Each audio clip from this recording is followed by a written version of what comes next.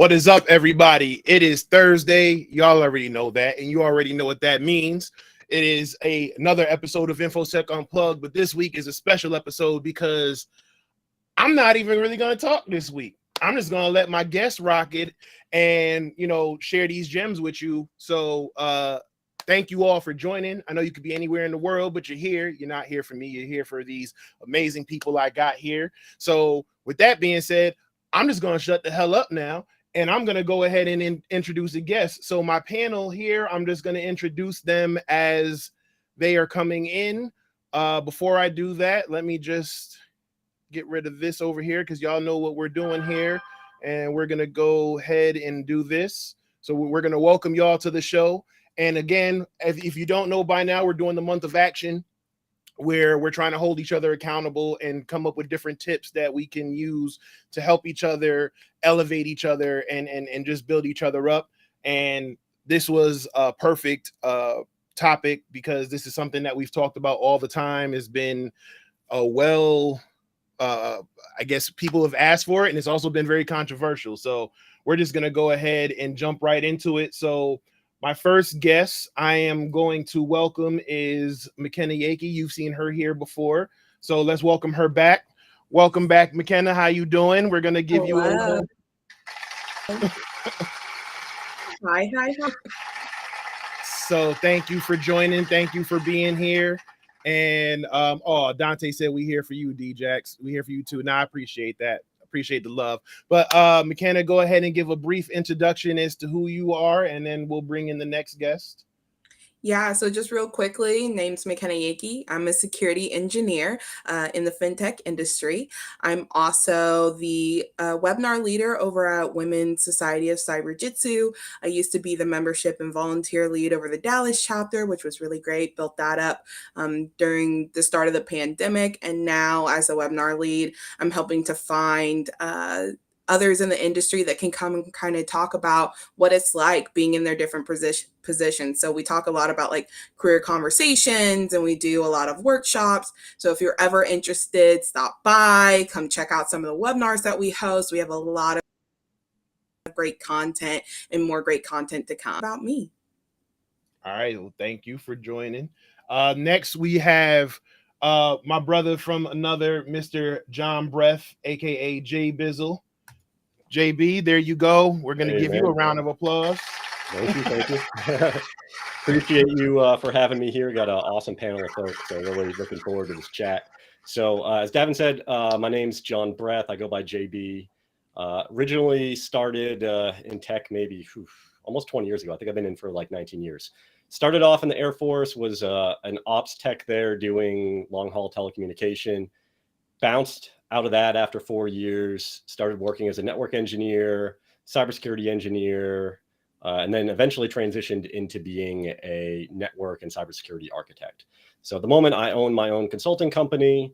I also do a bunch of content creation. I may or may not be a unofficial pre-workout aficionado, kind of something else I do. And I have an undergrad degree, grad degree, and way too many certs over the course of my career, which I think we're probably going to talk about later on as far as which certs are beneficial and which ones aren't, and do certs even matter? So I look forward to that part of the conversation. And if you don't know, JB just flexed on us a little bit, so figuratively and literally with the the muscles and all of that. So again, thank you for joining. Next, I know you've seen her here a couple times. Leave nothing on the table was her slogan the first time she was on the show, and then the second time we just kind of sat there and ranted for a couple hours, but I'm glad to have her back. So ladies and gentlemen, everybody in the chat, please welcome Deirra J Footman, also known as CCIE by 30. I'm going to bring her in. Thank you, Miss, for joining.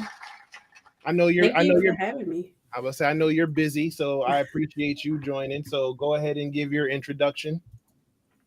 All right. So hi everyone. My name is Deirra Footman. I'm a network engineer. I've been in the tech industry since 2010, officially working. Before then, I was in high school and attended the Cisco Networking Academy. That's how I got my start. I've done a little bit of everything in the networking world, from K through 12 education to a very large global company that I'm at now. Outside of that, I blog, do a little bit of content creation, write threads on Twitter, and just generally enjoy reaching back and being the person I didn't have when I was starting out, and just giving general advice. So thank you for having me. No, thank you for joining. Looks like I'm having some technical difficulties. That's funny. But let's see. Nope, I'm back. Okay, there we go. All right, so thank you for joining.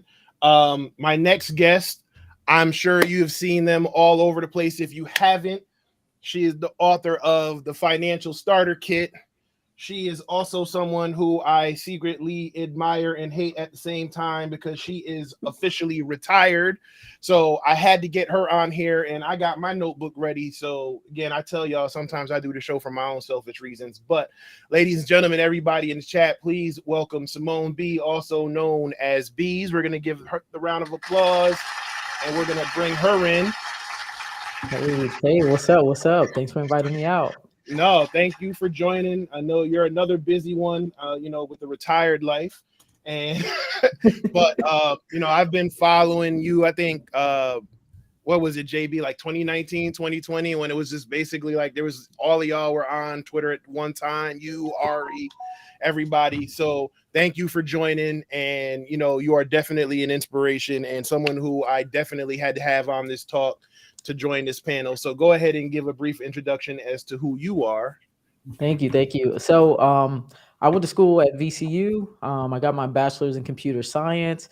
I did software engineering for Raytheon for a couple years. Then I went overseas to do overseas government contracting as a radar system engineer and also doing system administration work. I did that for about 5 years. I made enough money to be able to invest and retire by 30. And now basically I'm just a full-time investor, full-time entrepreneur, run different businesses. And I like to educate people on how to make money in tech, how to make 6 figures in their career, how to invest and just live a life that you love. So that's pretty much what I do now. In a nutshell, there you go. So to the point. Well, again, thank you for joining. All right, so we're gonna go ahead. Another former guest, another friend of mine who's been on the show. Someone else who is highly knowledgeable when it comes to the finances as well as tech. So, ladies and gentlemen, everybody in the chat, please welcome David Lee. I'm going to bring him in. Thank you for joining, sir. Hey, I appreciate you, man. I appreciate you having me on, but I'm going to file my formal complaint because you had me come on after Beez, and I'm just like, well, shit, what I do wrong with my life? Because he started out with Raytheon, I started out with Lockheed Martin. I'm like, well, wait a minute, hold up, I didn't retire, but no, that's what's up. Like, Beez, for real, like that's I never heard that part about your story. That's dope. I'm so glad that you were able to capitalize on that because I made a whole lot of mistakes when I started out. Because but that's life. But a little bit about me. I've been in tech now just about 20 years. I started out comp sci out of North Carolina A&T, Aggie Pride, and I went straight into government contracting. So I worked for Lockheed Martin. I was a Beltway bandit for a little bit, doing different things for different intelligence communities. From there, went private, worked with smaller consulting companies, and then I kind of moved out of engineering and moved into partnerships, business development, and now director of product management. Run product for a small startup. And then outside of that, along the time, I've kind of built up this passion to kind of help and give back. Throughout my career, there wasn't a whole lot of people that looked like me that was in tech. So I wanted to find ways to do that. So online media platform, ebonyandset.com, we work on that, kind of the for us, by us style, talking about mental health, financial empowerment, business success, things of that nature. So to give back all these gems and things so you can hear it from people that look like us. So if you're looking at going down this path, you have like people you can relate to hear it from. That's me in a nutshell. Yes, sir. Yes, sir. Absolutely. Thank you for joining. And then we have another one who is I guess you could call him a big time podcaster now. He just hit a milestone with his own show, Textual Chatter. So, ladies and gentlemen, please welcome Henri Davis, also known as Textual Chatter. Yeah, I'm gonna say sexual chocolate. Welcome, sir. Welcome. What's going on, everybody? Just a brief intro about me. My name is Henri Davis, aka Textual Chatter, aka the host of the Textual Talk podcast. I've been in tech about 10 years now. Started my way from help desk all the way to now I'm doing cybersecurity for, basically I'm in the fintech industry right now. During, my grind of trying to get into cybersecurity, it was pretty rough. So that, once I got to the level where I'm at now, I decided I should give back. I'm a coach. I also released an ebook called The Textual Approach to Breaking into Cybersecurity. And yeah, I'm just ready, to rock out because I'm pretty sure y'all have heard me talk enough. Well, again, thank you for joining. And last but not least, and we have two other guests. One of them will not be able to make it tonight. She's feeling a little under the weather. The other one is leaving another meeting, and she should be with us shortly. But right now, the last guest we have, I'm sure we all know who she is. She is probably someone we all aspire to be. She is the only person that has "the" in front of her name. I'm actually super grateful and excited to have her on the show because I'm just exhausted just watching her social media with everything that she's been doing. She's all over the place, but she's here today. So, ladies and gentlemen, everybody watching, please welcome the one, the only, the Mary Galloway. Hey. Hi. I'm trying to be like all of these folks on the screen. What you mean? I like Beez, huh? So, Mary, thank you for joining. Like I said, I know you've been all over the place, and you just been jet setting and talking and prepping. So, go ahead and just, give a brief introduction as to who you are. So I am Mary Galloway. I work for a company called Palo Alto Networks as a sales engineer on the Cortex speedboat. So I sell all things automation, digging into XDR, XOR, Expanse, all that good stuff. Outside of that, I also run the Women's Society of Cyber Jiu-Jitsu, where McKenna is also a member, and she's pretty awesome. So if you haven't talked to her, followed her, liked her, definitely check her out. And as she mentioned, we do a lot of trainings. We do a lot of stuff for women and girls, all that good jazz. Outside of that, I run a small bookkeeping business and cyber consulting company. Like I said, super small because I don't have a lot of time to do a lot of stuff. And then I teach, I drink wine, I make wine, I build Lego stuff, I craft, all kinds of great things. So that's me in a nutshell. And you officially teach because you launched your LinkedIn learning course last week. So let's not forget about that. Which is fire, by the way. Forgot about that. Which is definitely a good one. Actually, I'm gonna go ahead and do that again. So again, thank you to all of you joining. Like I said, we're still waiting on one other guest, but when she gets in, I will bring her in as well. But I brought you all together here today because I'm sure we've all been on that fun place we call InfoSec Twitter. And earlier in the year, I was, doing my regular scrolling, and Women in Linux is here. So Tameika, click the link. Click the link. Get you in here. Make sure we're good. Yep, we should be all set. Okay, so quick rundown. So earlier on in the year, we were doing our regular Twitter stuff, and I caught JB, Henri, and Deirra in a back and forth with some folks about this very topic, about certifications, about how to make a decent living in cybersecurity or in tech, and they really didn't want to hear what anybody had to say. We've been accused of being cult members for the cult of CompTIA. I've been called the gatekeeper a couple times because I told people that they actually had to do the work. And we've just dealt with a whole bunch of nonsense. So I said, you know what? Let's all come together and have a talk about how to make this money in tech and how to do it the right way. Because everybody can chase the bag, but it's what you do after you get the bag and how you manage it that will determine your longevity in this field and with said bag. But one thing that kept popping up in my head was a lot of us, if not all of us, when growing up, we used to hear, don't talk about how much money you make, right? Especially if you grew up in certain areas where it was like, that's considered bragging, and then that makes you a target. So why do you think it's so hard now in the days of social media and everybody talking about everything else that they're doing, from their body count to whatever? Why is it still so hard to talk about money? I'm gonna let somebody go first. It's a serious question. I'll jump off. I think for me, it does come back to kind of what you said for me, like upbringing, right? So I grew up outside of Los Angeles as a kid, and it was just something you didn't really talk about money a whole lot because you didn't want them boys coming for you to try and take it. I mean, that is what it is. And growing up, we didn't have a lot of it. So I think part of that was like, all right, I'm as I got older, I said, I'm gonna just kind of make my moves and do what I need to do and kind of keep it quiet. That's how kind of I was taught. But for me, I started coming out of that probably like mid-20s. And unfortunately, with some people, you would want to start talking about it, and you just got a lot of hate. And so it's like, okay, well,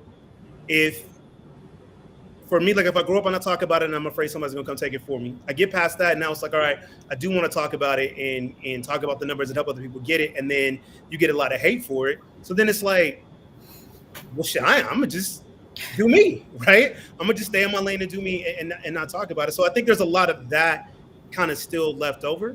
And then I think now we're gonna get into a point where probably I said within the last 10 years, tech has become so broad, right? Before tech, even cybersecurity was this little niche within tech, but it was just this thing that was strictly kind of like, okay, engineers, nerds, like that's their path. And then over the last decade, we've seen it just kind of really, really open up to it's such a broad thing. Like you can't have a company and not be a tech company. The moment you put on a website, you're a tech company, like it or not. The moment you decide to make payments, I got fintech people in here. As soon as you decide to accept payments, guess what? You a tech company. So you can't even hide from it now. So it's such a broad thing now. I think hopefully it's better to kind of talk about it. And to be all the way real, for people of color, we have to talk about it because there's so many things in this game that you don't know because it's not talked about. It's in these circles that you are not in and you don't have privy to. So you just running around like a high-paid slave because you don't really know what you're doing and how everything else is going.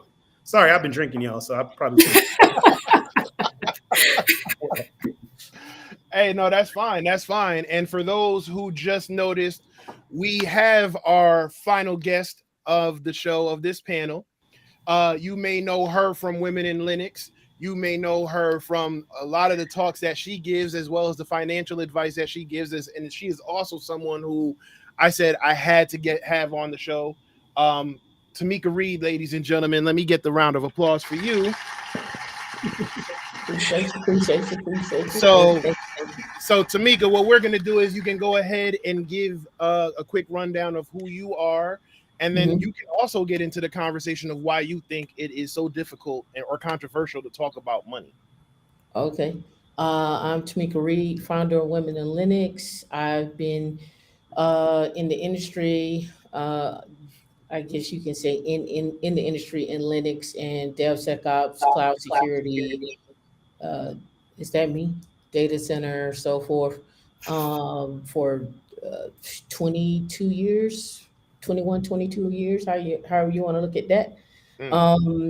And I also teach. So wanted to answer your question about why is it, I guess, taboo and why it's important. I give you the taboo. The taboo for me was I had been doing Linux administration for so long and just been in the industry, I guess you could say, with my head down, that I just didn't even realize that I wasn't even working.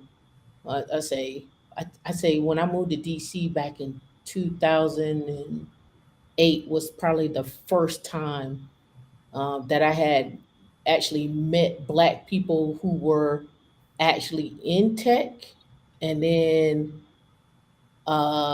even to this day, I've never worked with any black people, with black women. I work with black people, but no black women in on the side of Linux or so forth, right? So, why is it important, and why is it taboo? The hard part is when, again, I've heard some of the panelists say, didn't want to get snatched up and so forth. But the other part is, it was for me. It was, if I did talk about it, it wouldn't necessarily always be considered bragging. Is people wouldn't believe me, right? So people wouldn't even believe that, and I still get it now, that a person that looked like you, a person that is of your skin color, could even fathom making that type of money, and whatever that type of money is, anything over 100,000 at that time. And so, and I would even get that from my mom, right? She was like, nobody's going to even pay you that kind of money. So I don't even, they just lying to you. And until I started including her on my offer letters and emailing her my offer letters, she didn't believe me. But now she does. So, so it's just give you the idea of. That was basically like Mosh. Right. Respectfully. Go from there.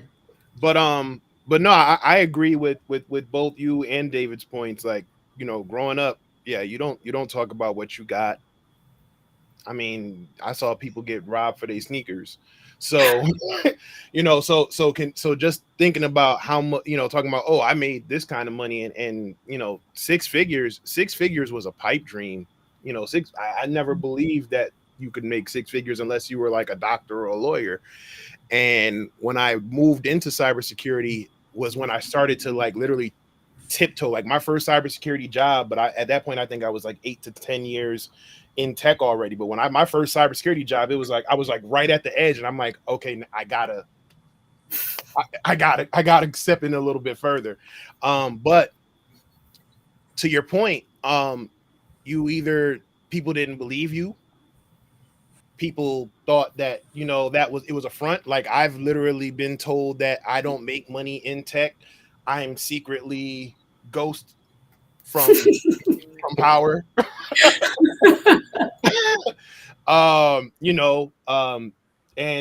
it got to a point where, like David said, I was just like, well, screw it, I'm just not gonna say nothing. And then maybe about a couple years ago, I said, nah, you know what, I gotta start talking more about it because representation matters. And to that point, Beez was one of the first people who I saw that looked like me, that was like, nah, not only can you do it, here's how to do it, and here's how to achieve those goals.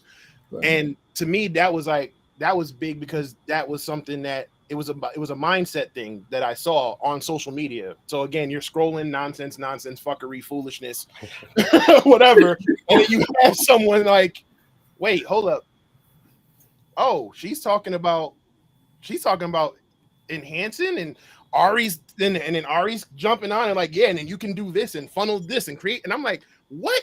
I just wanted to do a blog and share it on, you know what I'm saying? So it was all about changing the mindset. So with that, Beez, what led to you deciding that you wanted to basically go out there and put yourself out there to change that mindset?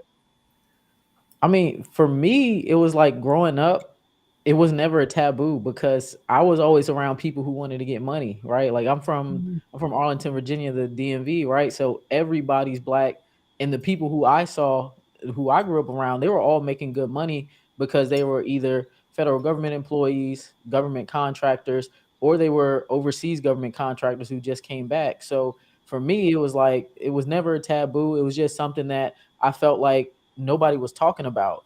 And the older generation, in my opinion, didn't talk about it because it was a taboo for y'all. But for us, the younger generation, like you said, we talk about everything.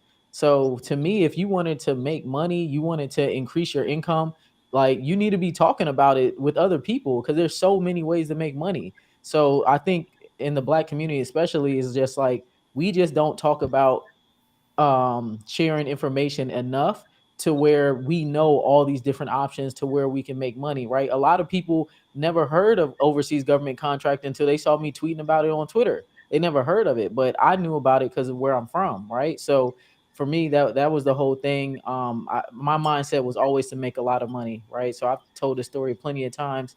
I saw somebody come back from overseas, came back from Afghanistan. They bought a house all cash, car all cash. I got to do it. So that was my goal from 16 was to get overseas. So it was just something I knew I was always going to do. Hey. But on social media, it's just like, nah, we can't talk about money, right? Like even in person, like family, they're like, nah, we don't talk about money. And I just said, forget it. Like I'm gonna talk about money because this is how you get more, right? This is how you get more. This is how you grow. This is how you get more information, spread knowledge. There you Hey, go. Beez, what years were you did you start working for Raytheon? 2015. Okay, that's interesting. I mean, it's definitely, I agree with you. It's definitely a generational thing. And it's interesting to hear your timeline, especially at 2015, because when I started out there was right after the 9/11 Commission report. So I came out there like in 2003. And that's when, like, for that sector, it became the thing because they started hiring so many people to come in and start contracting. Yeah. And so from like 2004 to like 2010, it was like 400 people moving a day to the DMV area because all these contract jobs, all this work was there.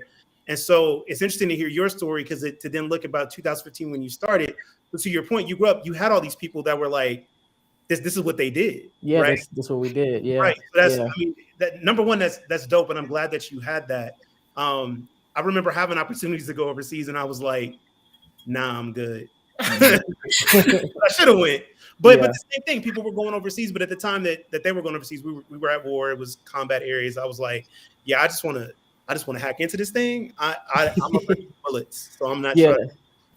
Yeah, see me, I didn't care. Like, so it was like 2004, 04 through 06. I was still in like middle school at the time. Yeah. But I saw people coming back, young black people coming back with all this money. Yep. And I was like, I don't really care what it is. My dad, he was in the Air Force. So it was like, all right, whatever, gotta go overseas. I was already doing tech when I got into high school. So I was just like, go overseas, make this money. If I have to go to Iraq, Afghanistan, all right, I'll do that. But there are ways to not have to go over there. So I figured out how to do it without going to the, war zones. Right.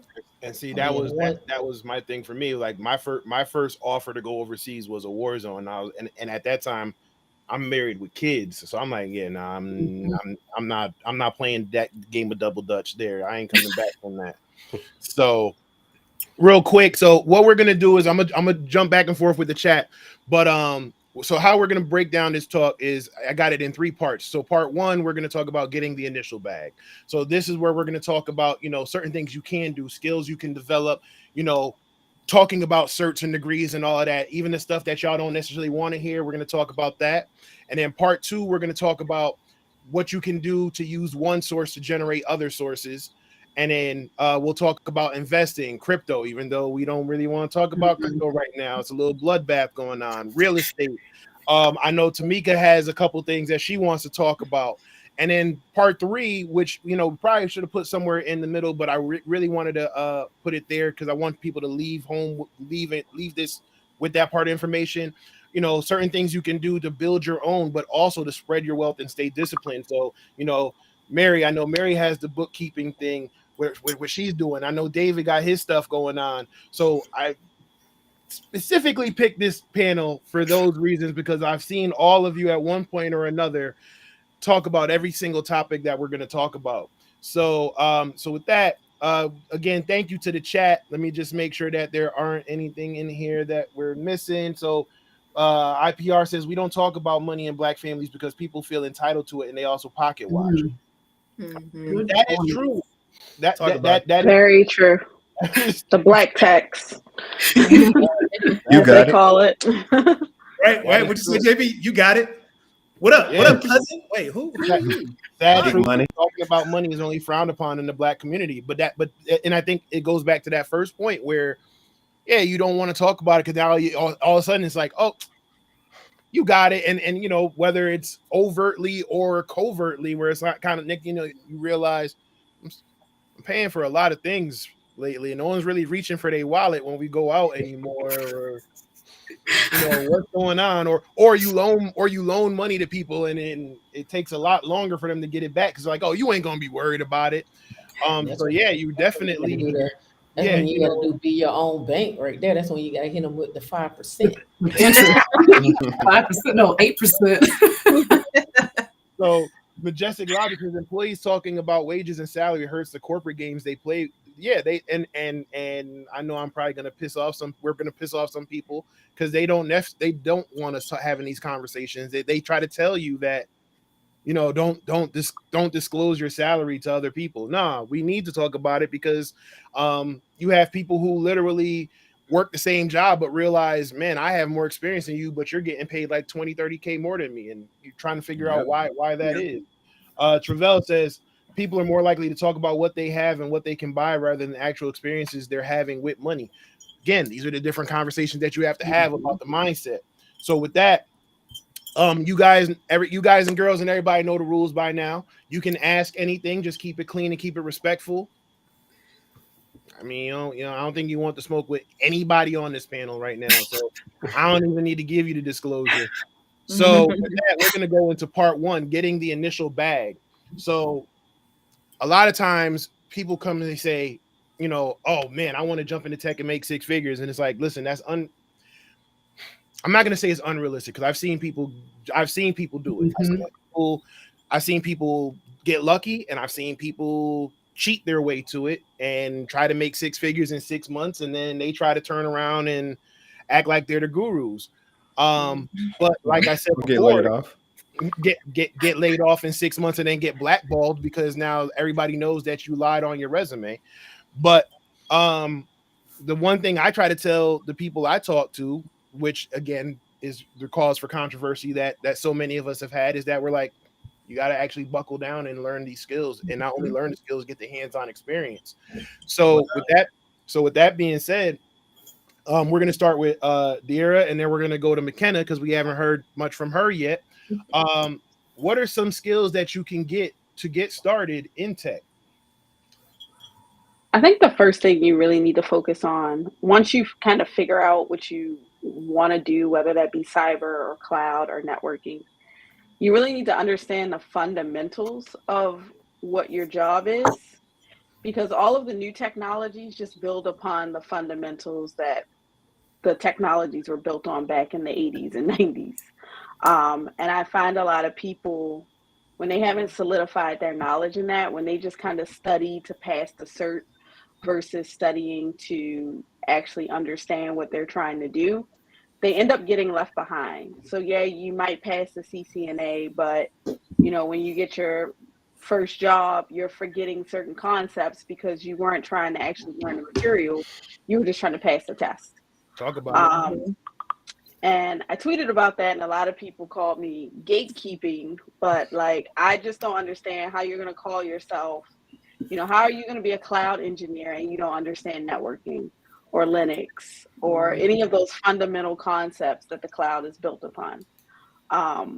And I think there's this air of, especially on Twitter, there's this air of, well, I did it, so can you, because it hasn't caught up to them yet until you're leading a large scale project and you're looking at everything like, what the fuck does any of this mean? Oh, listen! Who can I talk? You beat me to it. I had to set it up for you, man. Oh, I appreciate it. But that's facts, because you have people who don't have the knowledge, right? And I keep thinking back to the person on LinkedIn who was begging for help because someone told them they just needed to get their AWS solutions architect and had no experience. Oh, I remember that. And had no experience and could not understand why they couldn't, and had the nerve to go on LinkedIn and say, I'm looking for an entry-level cloud architect role. And I'm pretty sure that person still got to this day still being laughed off of the platform. Like someone was like, yo, someone saying they want to be an entry-level architect is like saying I am a surgeon with no experience. Like, you have to know you have to know what you're doing. You gotta hit them like this. I was once Joan of Arc in my past life. But unfortunately, you have these fly by night tech folk. I'm not even going to call them influencers because I'm actually going to try to take that word back, because in a way we're all tech influencers on this panel. So I'm going to try to stay away from that word in a negative light. But, you know, you have these fly by night people who, you know, they got a few followers and, you know, someone told them that their content was great and they may have gotten a job, and now all of a sudden they think they can put out a guide or some type of piece of content and say, you know, this is how I did it.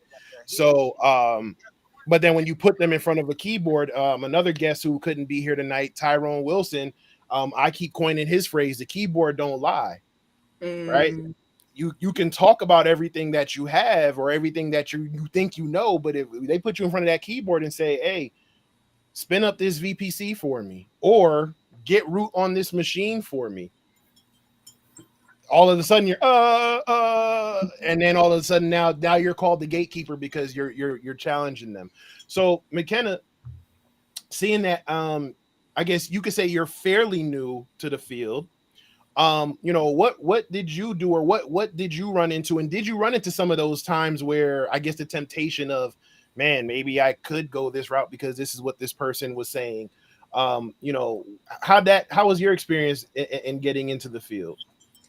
So, I mean, for me, I did not find the Twitter space until well in the industry. And so for me, I didn't have that like big head coming in and be like, oh, I can just fool these people into giving me a job. Like for me, it really was about learning the skills. And, you know, I think a lot of people try to push you to go straight certification first, like, oh, just go ahead and get like your Security Plus and get this and get that. But I think what a lot of things people miss is like doing projects or even understanding what the job title, like what that job even entails. And so I tell a lot of people who are interested coming in, it's like before you even say, this is what I want to do, connect with others that are already in the industry. Ask them to sit down and explain the skills, explain the day-to-day, which is why it's so great with like, you know, the Women's Society of Cyber Jitsu, where we do like career conversations, because that's giving people like an inside look into what's actually, and then you can really build your roadmap from there. I know like something, and we were talking about like, how do you even figure out what you want, or what kind of role to go into? There are so many reports, so much information, just like blog posts every year about what are the hardest positions to fill. I know like Fortinet just dropped one about the cybersecurity skill gap and how they're struggling to find like cloud security engineers or SOC analysts. And these are like some of the most required or the hardest roles to fill right now. So it's like, if you're trying to go in it for the bag, then go that way. But if you're really looking to make a lasting career, start really building from the foundations. Like Deirra said, it's like you need to know the fundamentals. And no, it's not sexy. It's not always the most interesting thing. Like, listen, I still like want to pass out every time I have to go through networking, but it's required. You know, it's like I'm going to be a good engineer. And so like for me, it was really just like kind of tinkering. Like I was a tinkerer at first. I did all these projects. Every time I was like, what the heck is this? I looked for a YouTube video to like walk me through it or have a project to do. So like, that's what I try to suggest to a lot of people that are coming in. It's like, if you're in it just for the, you know, the quick cash, best of luck. I'm probably not the person to talk to, but if you actually care about this, like I'm willing to tell you what the day-to-day job looks like. I'm willing to connect you with people that can give you more information. And I'm going to tell you straight up, do projects. If you're going to do a cert, fine, but do projects, get some hands-on experience. And if you don't know where to start, there are plenty of people that can help you. Yep. I'm going to sit back. If anybody else wants to chime in real quick. Yeah, so I was actually laughing when she said she was like, you can get on YouTube, because there wasn't no YouTube when I started. I'm probably I'm spoiled. No, it wasn't no YouTube. Either. You better hit these user forms and hope don't nobody catch you out. right? But I do agree. I always start with the foundation. For me, you know, I don't know. Can we brag on here, or can we? Is it? Flex. It's not bragging if you did it. Brag. It's not bragging if you did it. I don't, you know, I don't want to be offensive to everybody. So I was thinking about it last night when I was teaching my class for the RHCSA, and I thought about when I came into when I moved to DC. You know, 2008 was the recession, right? And I was thinking, and I was like, man, I was like, is Linux recession proof? If is knowing Linux recession proof? And I'm gonna have to say it is. I've never, and I tell this to my students, is, you know, not to like shun anything, but it's just, it is one of those skills that has been a lifetime skill set for me. So I know if I don't ever go out and learn anything else, I know for a fact that I can go sit down and work at the help desk or a data center or what have you. And along with that, when I say understanding Linux, Linux holds so much underneath the covers, from security to networking to understanding how to secure operating system. It is just one of those things that you have that you take with you as a fundamental and build upon that. And if you want to go into networking, you can. If you want to get into cloud, you can. If you just want to be a security engineer, you can. It is just one of those things that is kind of like, if you want to get into platform engineering, it is the platform in which you build upon in order to make your career and go. If you want to say go get the bag, fine. If you don't, then don't. But it is up to you where you want to go with it if you learn it. And I say to learn the skills and then get the bag, because I mean, at the end of the day, none of us are doing this for free, right? None of us are doing it to be underpaid and overworked. And you definitely have to. And to your point, when I started, there wasn't YouTube or internet stuff like that either. And I wasn't the type to go on forum sites, because I would take what I learned and try to find the person and figure out where they stayed. So I was a different person back in the day. But yeah, so you know, but Yeah, I got time, yeah, I got you exactly. But I see a lot of people talking about you know, any links to any blog. So to my panel, to Tameika's point, if you want to flex and brag, please put your links in here. This is why we're here. Again, put out your information and let these people reach out to you and get some of the knowledge that they probably can't get, you know, because we're on a limited time here.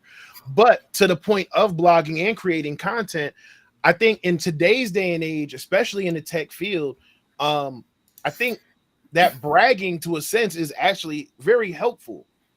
Not bragging like, oh, look at the car I got, or look how much money I got. But as far as marketing yourself, so making content, podcasts, blog posts, YouTube videos, you know, creating content to actually help people. Because a lot of times when they go, if you do make it to the interview process, they're looking your name up and they're going to find that content.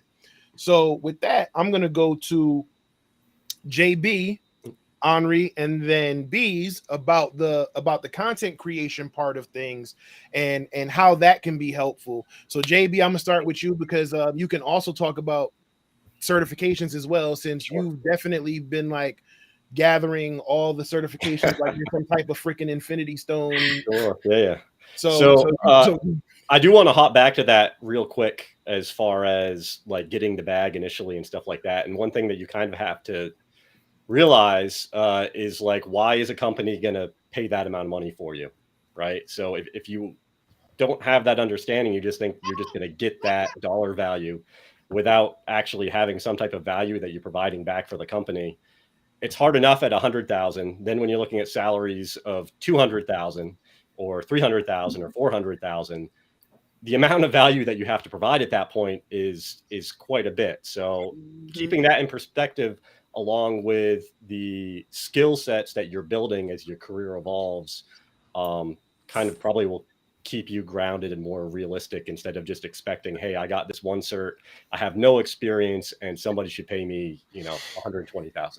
So getting back to this question though, so you're talking about how to market yourself and blogs and content and stuff like that. I think that's actually ties into one of those great ways of demonstrating your skills. So that's a question that folks often ask me is when they're trying to get in, and they don't necessarily have all that background of working different jobs and stuff like that.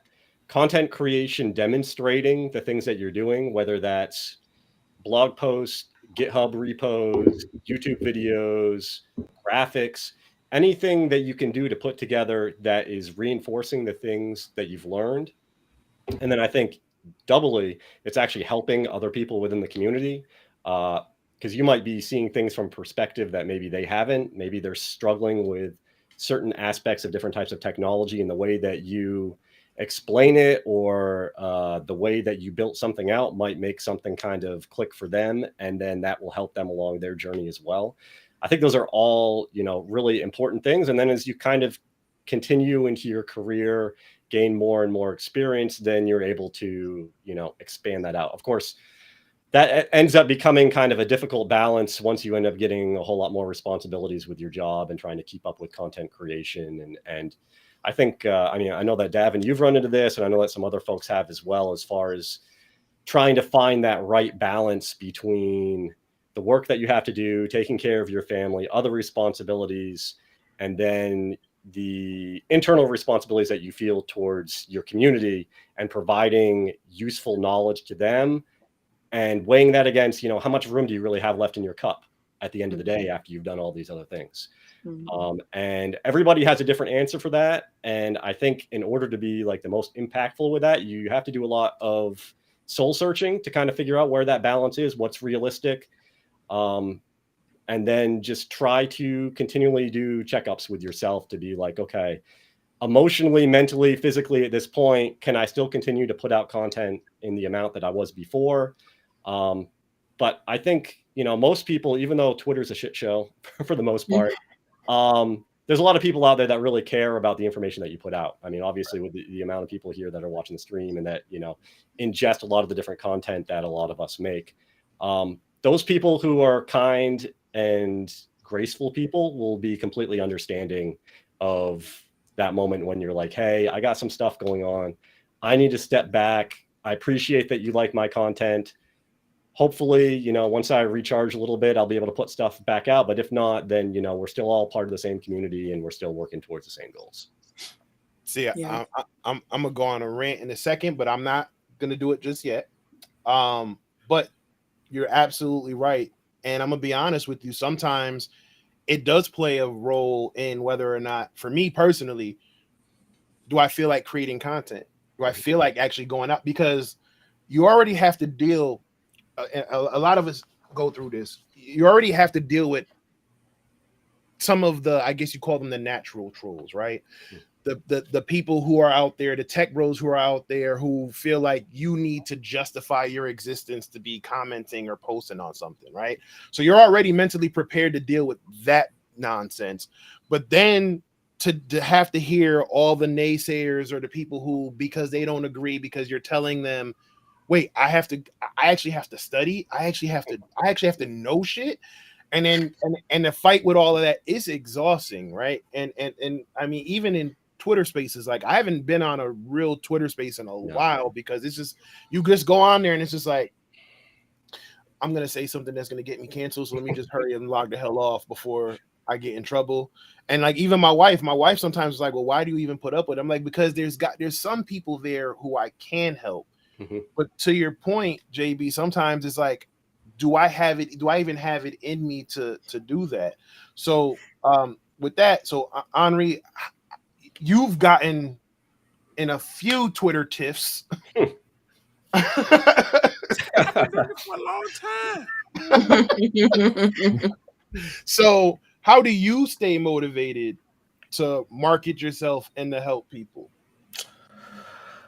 Sure thing. So it's funny enough that you said this. Like my pinned tweet is probably like one of the last big uproars I started saying, like, people want to get 6-figure tech jobs without the 6-figure tech skills, and I was called a gatekeeper for that.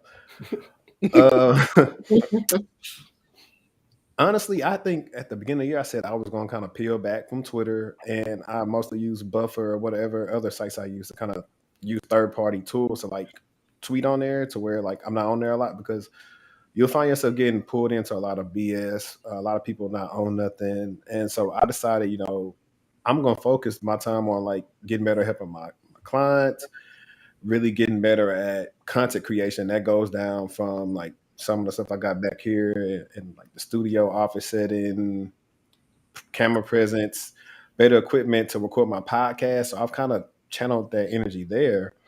And the way that I keep going is I keep going because I think I focus on like my content, knowing like I'm putting out good stuff. That what Rick Ross once said, like, the container with the most content moved the slowest. So I haven't really been worried about getting, the praise or anything like that. And I just try to schedule everything out because like JB was talking about, like, it's super hard. Like my girl, like, she's got the kids in there right now and she's always on me, but I'm always busy or, on a computer. So it is hard. I try to schedule stuff out and maybe record like content, 2 or 3 videos sometimes at a time. That way I could just edit them later and then, try to spend time, when I can. But I just try to put like all this work in now. So eventually I'll probably be really hands off within like the next, 2 years, where I'm probably only recording, not editing, not doing like none of that stuff. And, that's kind of like the way I do it. And also the benefit of like me being in content creation over the last 2 years has, helped me meet a vast network of people, like, you guys on this panel, like, different people I just ran into, to where it's now like I see how the game is played. Like when I was, first starting off or meeting people that got jobs, say, oh yeah, I go to church with so-and-so, the managers, hiring people you go to church with. Now I could do the same things, like, oh, you need a job? Oh yeah, they want you. They hire him. He's going to hire her. She knows what she's doing. So content creation is like helping me out in that vein. Also just getting, opportunities, that I probably wouldn't have I never, got it. And that's kind of some of the stuff that keeps me going, as well as just, also I've been getting messages and like emails. Some people get jobs and, people say like, I love your channel. So I do it for those people. Everybody else who like don't matter, I really don't care about what they say, because I know what I say, makes sense. Yeah. Right.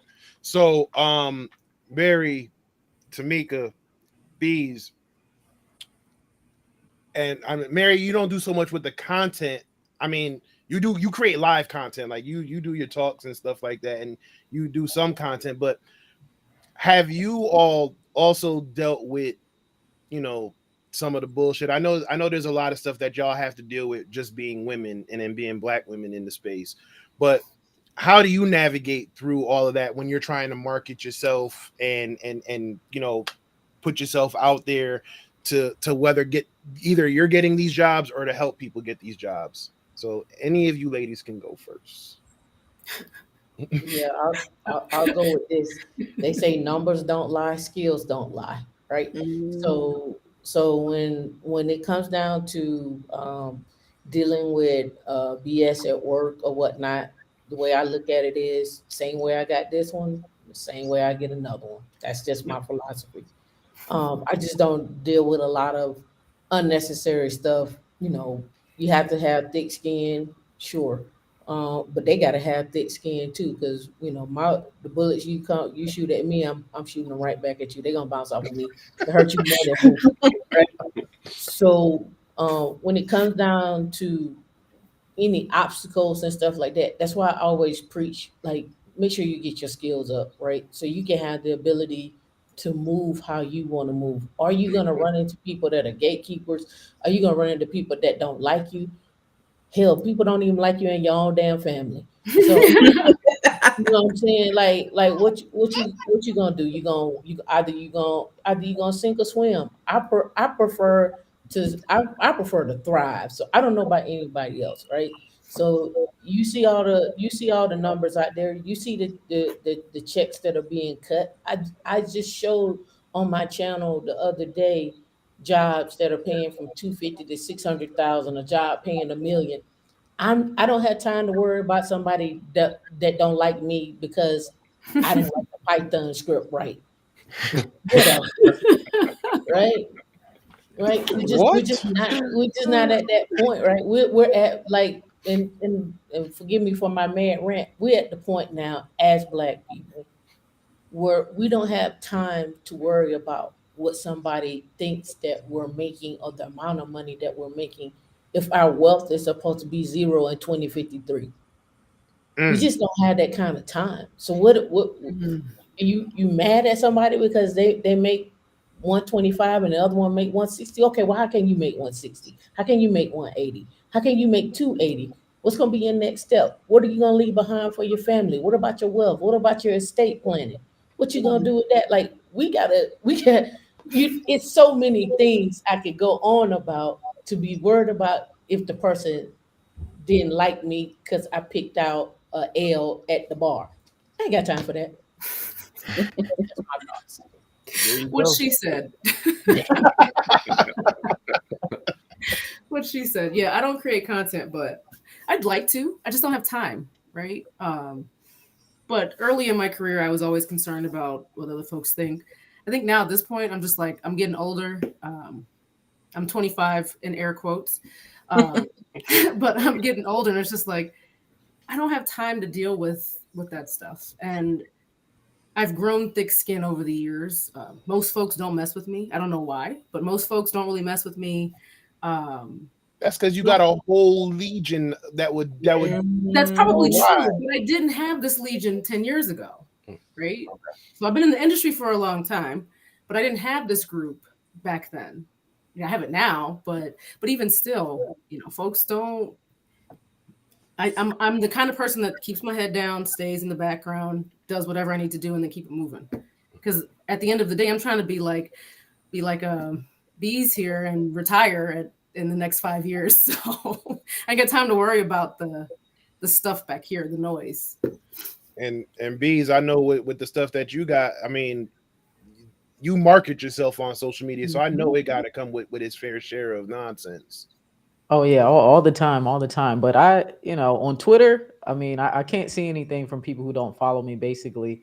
And I feel like if you're trying to get into tech, I wouldn't even really worry about content creation as much, right? Unless you're just trying to like document your journey. I feel like you should focus on getting the skills, right? Like, I feel like probably everybody here who's been in tech or who's been in tech for a long time, when you got into tech, there really was no like tech content creators. Like, people were either just documenting what they knew or sharing what they learned, but nobody was really trying to be a content creator. I think you just focus on the skills, get your certs, get your degrees, and then go and try to get the bag. I mean, I think content creation, that's something else, right? Like, you can get paid for being a content creator and not even have a tech job.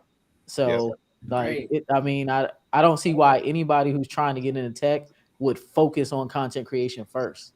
No, not at all. You got to know tech to focus on it, right? Right. Exactly.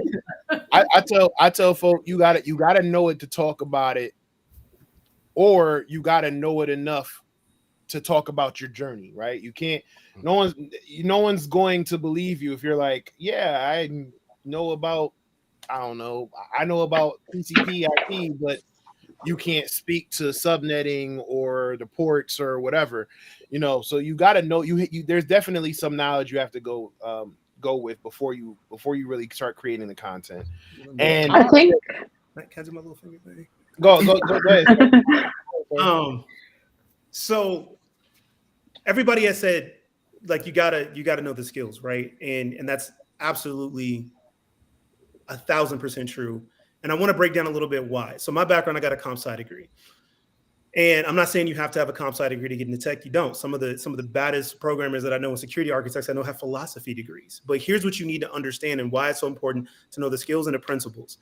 Because just getting whatever you're learning, if you want to become an AWS cloud architect, you go past it. Okay, now you know what to do. But if you don't understand the fundamentals of what it's actually doing, then when you have to actually fix something or figure out why something's broken, because that's where you earn this 6-figure salary that everybody want to be chasing. It's not because you know how to administer something, you can set some shit up. Anybody can do that. Matter of fact, we're getting AI programs that got to do that. Most of this stuff is automated anyway, right? So I'm not going to pay you 6 figures to do that. And I'm speaking from somebody who for the last 5 years has been at a director level and hiring people. What I'm gonna pay you for is when a customer is calling me because they fucked up their AWS script and don't know what they're doing and don't know how access got in. I need you to go in there and figure out how they configured it, why they configured it, why it was wrong, and then go fix it. You can't do that if you don't actually understand what you're looking at. And the other part of it is when you're looking at this, if you actually want to have a career and get real life-changing money, if you understand the skills of what you're doing. As a comp sci major, you can throw any programming language at me and I can program it. I don't care if you created it tomorrow. I guarantee you I can program it. You know why? Because I know the theory of computing. I know how all this works. At the end of the day, it's zeros and ones, down to the electrons and how you put together the circuits and how this works. That's what everything is built on. So it doesn't matter what you throw at me, I can figure that out. If you don't know that, you can't do that. And that's how you last and stay in here. Now, if you just want to come in and be the hottest thing and learn Google and learn Microsoft or whatever, cool. And that's going to last you maybe 3-5 years. Because when I tell you this shift changes every freaking year, fine, go in and go get your 6-figure job now. But then 2 years from now, when I'm coming back and say, hey, I need you to go learn this, now what you going to do? And this is why I'm so passionate about this stuff, because it's not gatekeeping. What we trying to tell your stupid ass is how to get in the game and stay in it. Period. But you want to say, oh, we gatekeeping is because you don't want to go put in the work. And I guarantee you, you can ask anybody this panel, they will pick a time when they were learning how to do this. It was a whole lot of 10-hour, 12-hour days trying to figure out what something was, grinding, learning skills, making mistakes, doing it over again. And the people that you out here following and taking this advice from, they telling you how we got this 6-figure job. What they're not telling you is it took them 3 years to get there and what they was doing in 3 years and how hard they was grinding. All you see is a snapshot that, oh, I did this and now I make 6 figures. Or they didn't tell you that they was working at a certain place. They got in good with their manager. Then their manager went somewhere else and said, oh, I'm going to go hire you over here. They don't want to tell you about that part. We going to tell you about that part because I'm going to tell you that's exactly how it works. I'm not paying you 6 figures if you have no value to me when shit hits the fan and I can depend on you. Because when you get to a certain level, as you go up an executive, and John hit on this earlier, the more money you make, the more value and impact you need to have to the business. Let's back up and think about it. If I'm a business owner, I have a system and I'm hiring these employees to provide value. I'm going to value more the employees that have more of an impact, which means what? It's less on me as the owner of the business. That's why I created a business, not because I want to work, because I want to empower you to go work. So if I hire John and John can get more out of Beez and Kim, then great. Then I don't have to worry about it because I got John. So I'm going to pay John more so I can go home and go to sleep and I can cash in my RSUs when we go public and I can sleep at night. That's why I'm paying John. I'm paying John $300,000 so I can make $4.5 million. Y'all got to understand how this game works and why that money is getting paid out. You ain't gonna get that because you have a certificate. Y'all understand me? When y'all see my name, put some respect on it. Good night, lady. Good night, everybody. I mean, it's how it works, and I got there's too much money out here for all of us to make, and it's what is better. A lot of y'all spoke about it earlier. Like when I started, right? There was no YouTube. I couldn't go find this stuff. I had to go grind the hard way. Now, right? If you could take the collective from all of our experiences, even like, and especially Beez, and go, okay, you want to get into tech right now? Between YouTube and all this stuff that's out there, like the free game that you can go learn and just you can build your own Linux security box for like nothing. And the stuff that you can learn, that you can walk into an interview and go, yeah, I want to be this administrator. And you can say, matter of fact, let me show you how I would configure this for you. And you can learn all of that for free. Like we are trying to tell you why you should focus on the skills so you can get a job and actually keep it. And when we get to later to talk about what to do with this so you can be like Beez, because I got to pick up some stuff too. I just made mistakes earlier. Once you get that bag and how you invest in and start creating another passive income. Well, we trying to get to that if you stop preaching. I'm sorry. How y'all been drinking, man? I've been drinking. Where's your Beyonce music, Devin? Come on. On YouTube? Yes. Copyright it? No. Oh yeah, I guess you're right. So, you just got to put it in the description and say who the music by. Only 60 seconds. You'll be good. Listen. Well, damn. So no, but all right. So seriously, we're gonna get to this real quick. So Grumpy Philosopher asks, what do you believe is the lifespan for this flood of people flocking to tech solely focused on salary? From my perspective, many people enter this industry with neither a plan nor a drive to become a subject matter expert, thus will lead to their quick demise. So I'm gonna answer that with what Deirra said, because I know Henri said he had a pinned tweet that was controversial, but Deirra said one earlier in the year, and she was like Nostradamus with it, with hers. And then we're gonna go to Mary. So Deirra, please share your insight. So earlier this year, I said that in about 12 to 18 months, we were going to see all these people who ran out and got these high-level certifications. I'm talking CISSP, AWS Solution Architect. These were all their first tech certs. And we were going to see them burn out very quickly because they were not learning the fundamentals. They were just running with what the 6-month experience tech Twitter gurus were marketing. Telling them to go get CISSPs, telling them to get these high-level VM certifications, all of this stuff, skipping all of the fundamental stuff, and they were running out and getting it. And then they might luck up because they, lied on their resume or, bought somebody else's resume and put their name on it, get a job, and then you're going to burn out. That's a because thing? you can't keep up. That is a thing. That's the thing. That is a thing.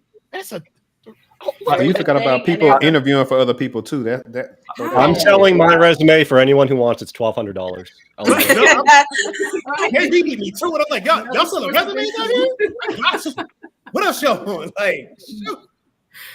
Yeah, there was a very large government adjacent company that was looking for engineers, and they received 5 of the same resumes with different names. They didn't change anything but the name. So that is the thing. You ain't even change it so the teacher wouldn't tell the difference? That's lazy. So was that a resume? Someone who was running a resume service was just did they pay for somebody to do that, and that was more the fault of the resume writing service than the individual?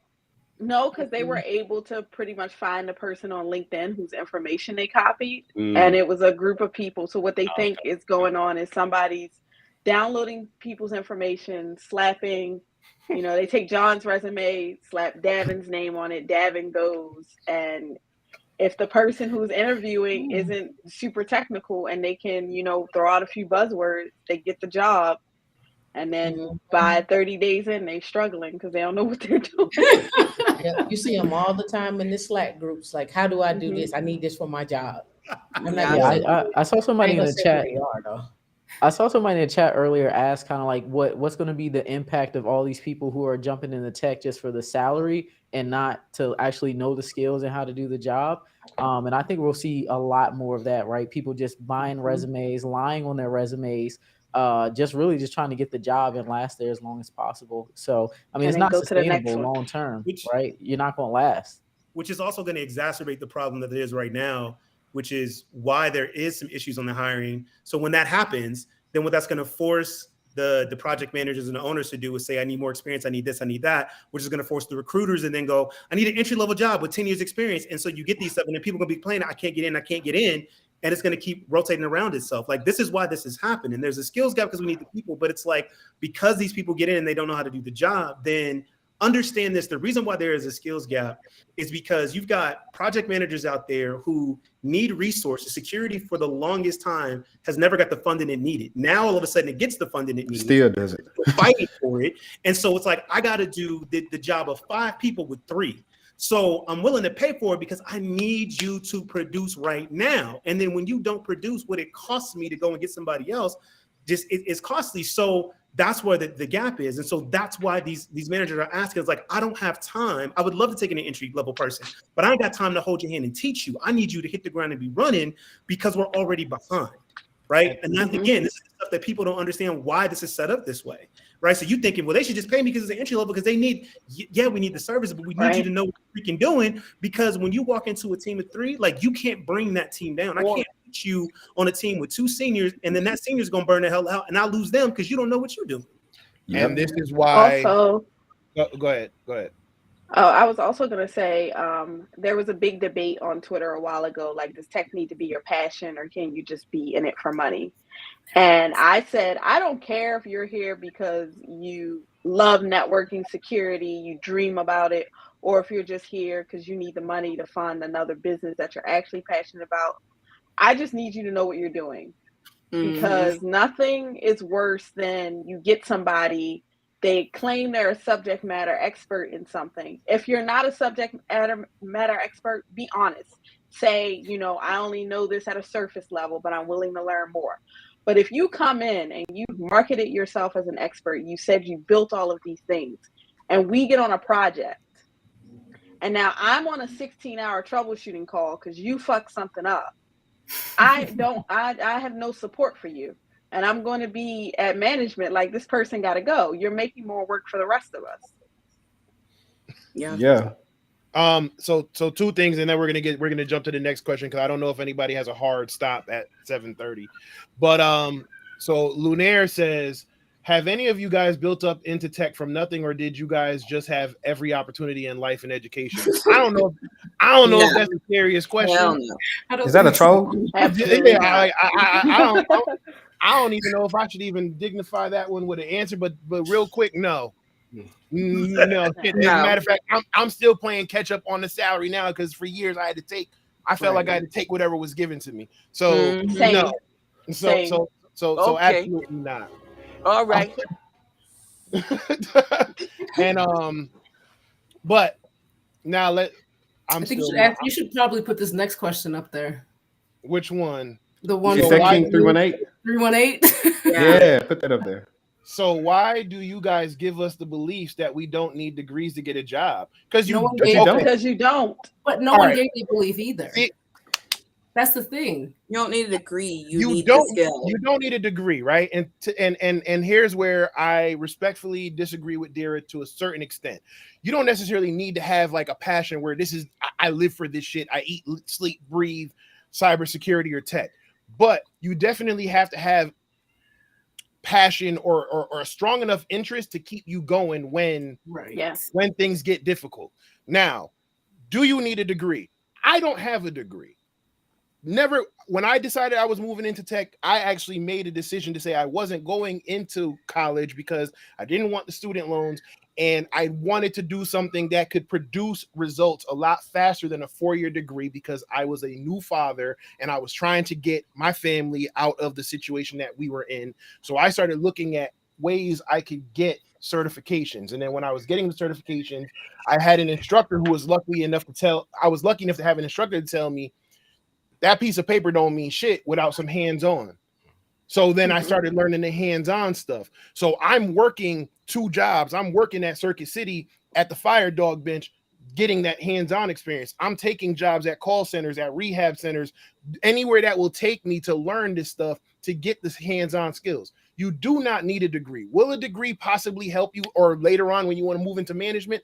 Absolutely. But do you need it to get your foot in the door? No. And honestly, there's a few people who jump into tech saying, well, I have a 4-year degree, but I have no experience. So now I feel like you should give me this money based off of the money I spent to get my degree. And I will hire this person with more experience and certifications before someone fresh out of college. So there you go. Yeah. So I would say also to that, like it depends on what you're comparing there, right? Because if you're comparing two people with the same level of expertise and one of them has a degree and one doesn't, there's the potential that the other person has some other skills that they're bringing that the other person doesn't. But you don't know that until you actually like flesh that out in an interview process, because the other person who doesn't have the degree might have a different career that they're coming from that might have other skill sets that are equally as valuable. My perspective on that. So I have an undergrad degree, I have a grad degree, I have graduate certificate. I just love school. So I go to school as much as I can, as long as I'm not the one paying for it. Right. So I would say you do whatever you need to do to be able to get your foot in the door, to get into tech and build up the skills that you need. Then once you're in there, you do whatever you need to do to make it so that you're able to progress in your career and make more money. And as long as that's counterbalanced with, you having the freedom and the time to be able to do all the other stuff that you want, because you don't want like golden handcuffs and all that type of stuff. But there's no right answer. It all depends upon your background, your skill set, the job that you're trying to get, the industry that you're in, the area of the country that you're in. So it's funny when people get all spun up about the answer one way or the other, because there is no answer. There's no right answer. Everybody has their own path. Do whatever it is that's going to make it so that you're going to be the most successful.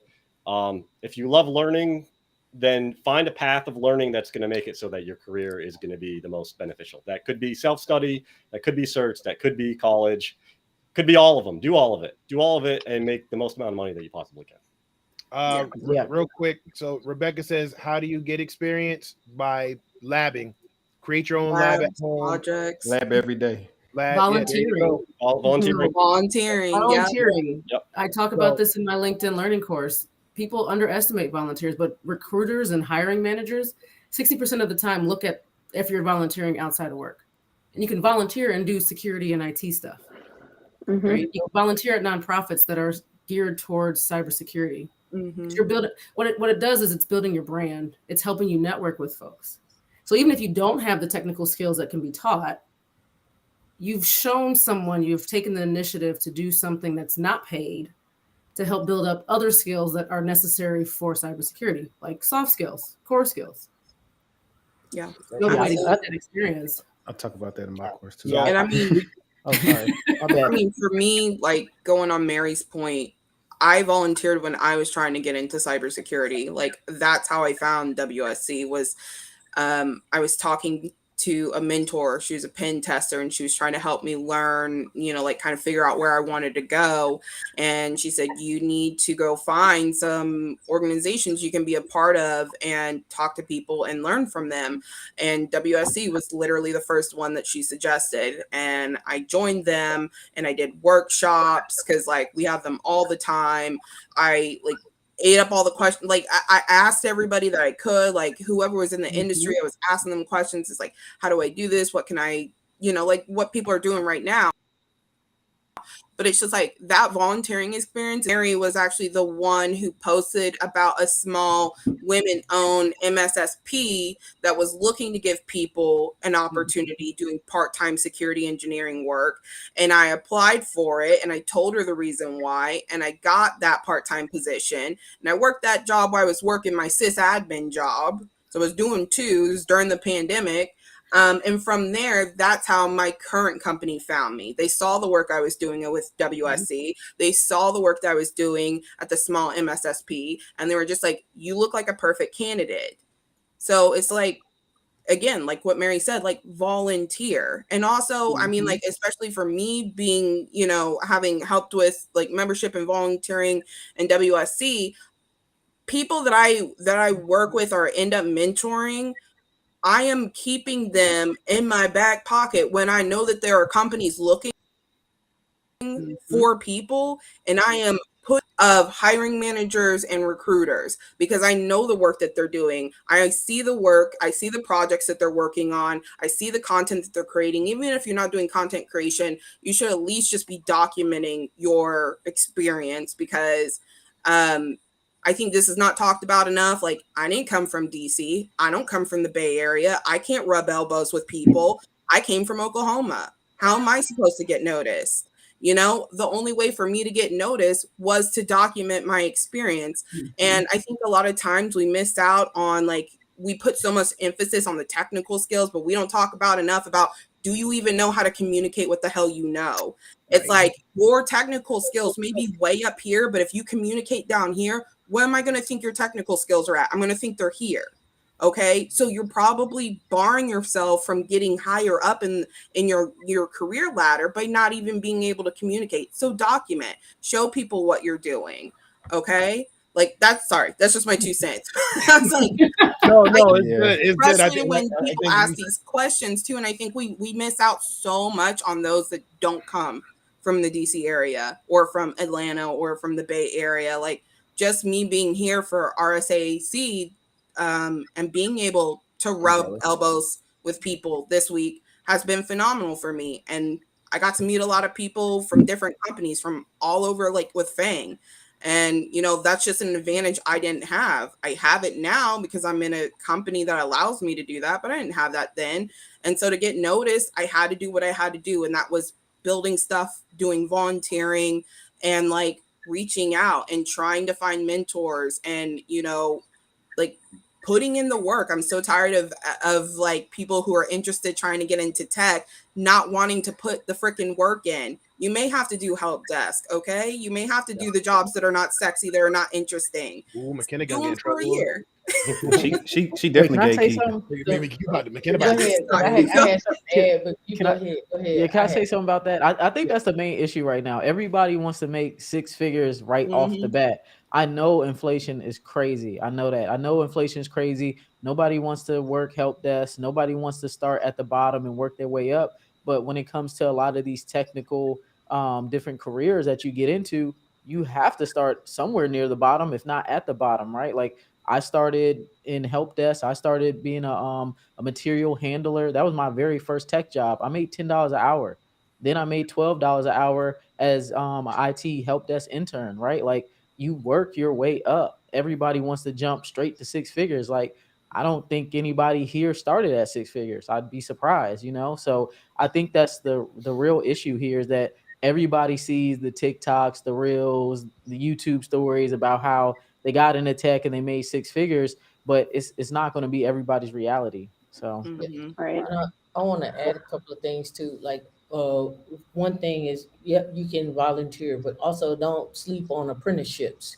Go working at jobs at like Home Depot has an IT department, so they're actually picking people off the floor to come work in their IT department.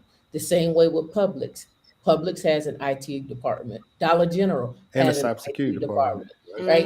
You have to, yeah, and you have to look at how they're doing it. They actually have apprenticeships. Yale has an actual apprenticeship. I actually hooked up a young lady at a conference. We'll get to that in a minute.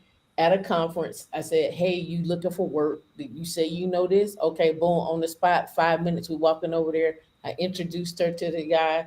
She started out with $70,000, and now she's making over 300, and she did it in 3 years. However, you got to put in work in order to do what you need to do. You can't sit on the sideline and be like, oh, I'm gonna look at this YouTube video and never touch a keyboard, never open up a command line. Please stop using the GUI. Get to the command line. It's okay. Vim is your friend. Pico, Nano, I don't care. Just do something on the command line so you know you got some type of skill I feel set. attacked. So now, baby. all right, so let's do this now. So we're gonna real quick. So now you obtain the skills, you got a job, you're making decent money, right? But believe it or not, as much as we all love what we do, none of us want to do this shit forever. So that's why I want to jump into part 2, which we're gonna have to kind of speed through now.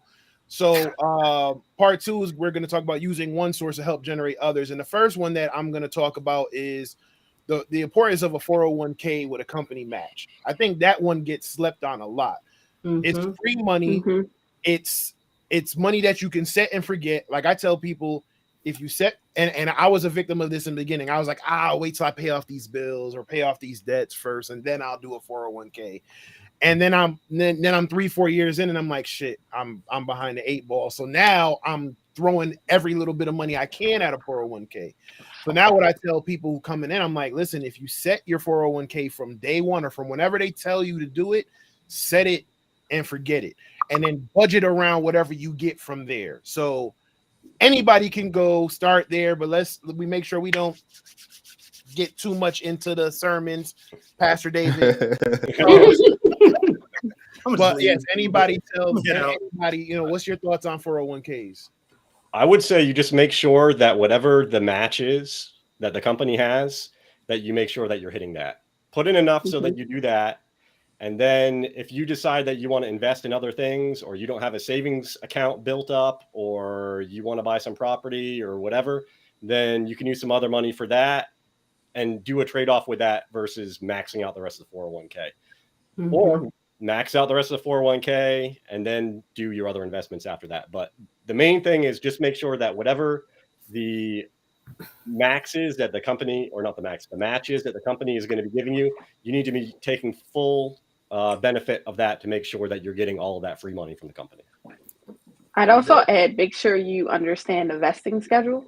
That was a mistake I made early on. So I thought I had all this money and I left too early and didn't get to keep a portion of it. So make sure you really understand the vesting schedule and kind of plan your exit strategy from the company around that. I'm gonna just add this. If you do not be afraid to go get a financial advisor, right? You want to go make all these 6 figures, all this stuff or whatever. It's a totally different level. If you've never been used to working with that type of money and all the things that happen there, the tax consequences, all of that. If you feel like you don't want a financial advisor, then start Googling and researching and making sure you're understanding all the things that come with it. Things like vesting schedules. If you are with your 401k, now a lot of them you can roll up, like, so you can basically start at 3% and say have it increase 2% every year. Just start doing it. You're not going to miss it. I promise you.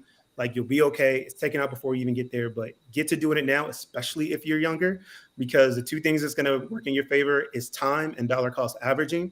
Most of those things are set up in like base mutual funds and index that will, you can go and research all of it over time. Like, nothing just really beats an index fund versus you trying to figure out what you want to pick in. So get in there. If you don't know the things if you don't know the terms, if they intimidate you, either go Google them or go get a financial advisor.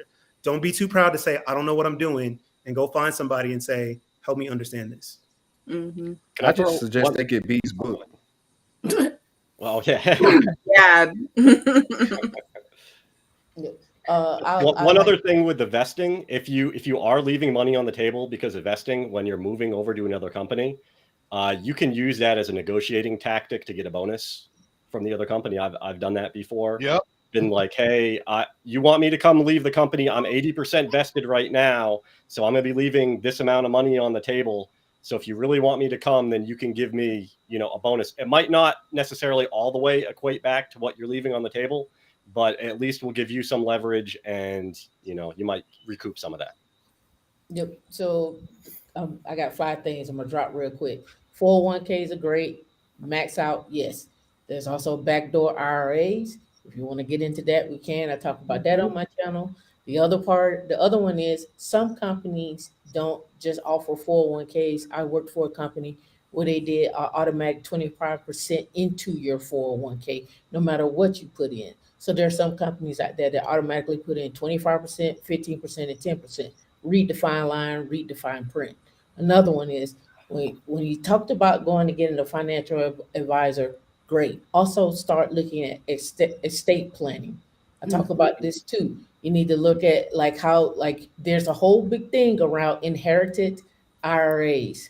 Like when you pass away and you leave this money behind, the government's going to take 40% of that. How do you protect against that? Those are things that we have to start looking at if we're talking about building wealth and wealth accumulation. Those are most important. And the last thing before I get out of here, there's 3 bucket strategy when you're talking about how your money is supposed to be laid out.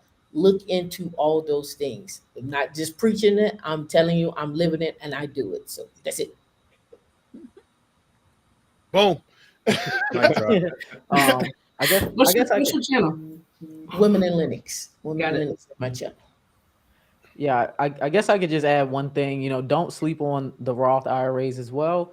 You can invest into your 401k up to the match, but definitely put money into your Roth IRA. If you make over the limit, you can do a backdoor Roth. That's something that I wish I would have did all of my years working, was putting money into my Roth IRA. It allows your money to grow tax-free.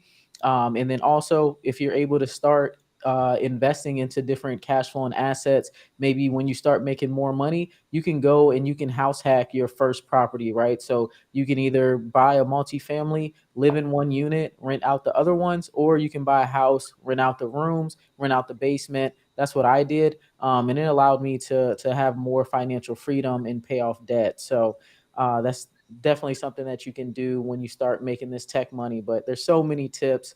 I check out my financial starter kit book. It seems like other people here have resources as well. So definitely check out their resources, their YouTube channels too. So, all right. So we're going to get it. We're going to go a couple minutes over if y'all can spare it. But right now with the way inflation is, Mary, I want you to talk about the importance of bookkeeping, and then talk about what you do, and then also what you do, David, on the side. And then I just want to ask this quick question about, should we really be looking at real estate and cryptocurrency right now in the current market? So I think that will be a question more for Beez. And then we can, if anybody else wants to stay on a little bit longer after that, that's fine. If not, we can wrap from there. So bookkeeping. Mary, go. Thanks for putting me on the spot. No, if you have a small business, it's really important. Either you hire somebody or you manage it yourself. You could miss a whole lot of tax breaks, deductions, all kinds of things that can help you keep money in your pocket. I haven't done bookkeeping for 30 years. I started at the nonprofit doing the nonprofit's books, and I kind of just learned how to do it, following folks on Twitter, Instagram, all that stuff. But what it's done for us, because I manage my own books for the business, my side gigs, and I do my own taxes too. But I hired a CPA this year, and they actually got me back double what I would normally get. That's because she's making too much money. So it's really important to have somebody that's knowledgeable around managing your books for a small business, because that's how you're going to be able to scale and start to grow. So if any of y'all need a bookkeeper on this call, let me know. My rates are low. I'll give you the friends and family discount. But it's really important just to understand, what's coming in, what's going out, how to move stuff, where investments need to go. And just having that visibility into what your business is doing so that you can make adjustments throughout the year. All right. David, what about you? So I'll speak in general. So I am a licensed finance professional from life insurance, securities, and portfolios. So I can walk you through all that and build all that. Now, because of that, I have to be very generic. I'm not giving anybody any kind of financial advice because the SEC will come after me. But what I will say is, in general, like that's what I was saying. Like, don't be afraid to reach out to somebody, ask somebody. If anybody needs anything, you guys can find me on the Twitterverse or whatever. Hit me up. I'm glad to set up an appointment with you and walk you through any and all of that. But I started this about 6 years ago. Started with credit repair, helping people understand their credit. From there, to understand the importance of life insurance, actually building a solid portfolio of how you need to manage your financial life and going forward, right? Because when you have a plan and you know where you're going, you can start to do the things and all this stuff starts to make sense. And you can actually put all this good tech money to get use. And I think that getting your stuff in order will actually give you a clearer picture as to how much money you have, because I know it's probably the wrong thing to say, but I kind of tell people, like, treat investing or treat money like gambling. Don't spend it if you don't have it. But in order to have it, you need to do your books and make sure all your stuff is legit. So with that being said, Henri, Deirra, McKenna, what tips do you have as far as, when you're making money, as far as things that you do to save and stay disciplined? I'll go first. Won't be long. I actually made a video about this, kind of like, don't let like that tech salary make you be like a victim of like lifestyle creep. So I typically just tell myself, even though I can buy it, I don't really need it. And so that's kind of a way to kind of stay disciplined, because I mean, you start seeing more zeros on your check. You're like, oh man, I can go get this car. But then you're like, do I really need this car? Then you're looking at now gas. I mean, gas is just killing everybody. I don't care if you're making a lot of money or no money. Gas is just ridiculous. It's just really like, not buying more than what you need, but not also like, I see people trying to be like super frugal, like, undoing the 2-ply tissue and trying to save and stuff. They really got to do all that. That's why they got to get 3-ply. It's just, all about just like being smart, learning from people that, know more than you do about finances, and see what you can do to get ahead and, look for the long run instead of like the short term. Ladies, I try to budget fund money and stick to it. So in recent years, I really tried to be really strict with my budgeting and make sure that I'm putting money away. I just started getting into like investing and talking with a financial planner about what that looks like, especially having a son who may want to go to college, he may want to go to trade school, but I want him to be able to have the flexibility to choose what he wants to do. And then from there, obviously making sure all your bills are taken care of. And then from there, you know, budgeting out some fun money, and then being disciplined with that. I think where a lot of people go wrong is, like Henri said, lifestyle creep. Also just trying to deprive themselves of things.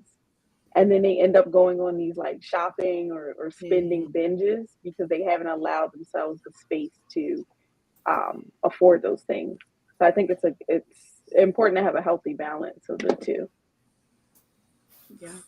I think I'm going to end up repeating a lot of what everybody else has said, but like I came from accounting before I came into tech, so I had a little bit of idea of how to manage my money, but I only knew how to do it from like a business standpoint. So I spent a lot of time learning about personal finance. And when I got started, I did, you know, the real basic like 50, 30, 20. So if you're real new to budgeting, that's a good place to start if you don't know where else to go. I mean, as I've grown my money, it's gotten way more advanced to that. And I, you know, got a financial advisor when I hit that. I don't know what I'm doing. I need some help here. But just like everybody else said, like, you know, like lifestyle creep, it's real easy to just like, oh, I got a little bit more in the bank. I'm going to get me that extra Amazon package I told myself I wasn't going to get, or I'm going to go ahead and buy me this little extra. And you got to be just careful. It's like, you can ask my family, like we stay on a very tight budget. I always have. Like our expenses may fluctuate because we be helping out family and stuff, but like I pretty much keep the same budget I had when we was broke. All right. Like when we was living paycheck to paycheck, that's the budget I have kept since then. And I've watched my money just grow. But like a good resource that I used when I was just first learning about it and Googling was like a Nerd Wallet. So you can always do something like that. There's lots of like free information out there, just like there is anything else. Just Google, take the time to read up on stuff. Like it's not that hard. But again, if you need help, you know, there's plenty of people around that can give you good advice. Just be careful about who you taking that advice from.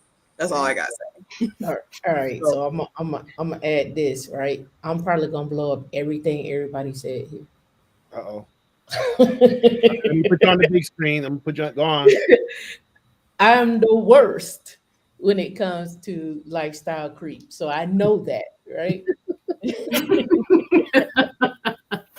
I like to go places. I like things. I like to enjoy life. So I know if I want something, I need an asset that's going to pay for it, or what I consider my skill set is an intangible asset. So I need to add to that so I can go make more money in order to provide for that. The more money that I make, the more I'm going to invest, the more I'm going to buy assets. I may do something like, hey, I know that I need to create this course or whatnot.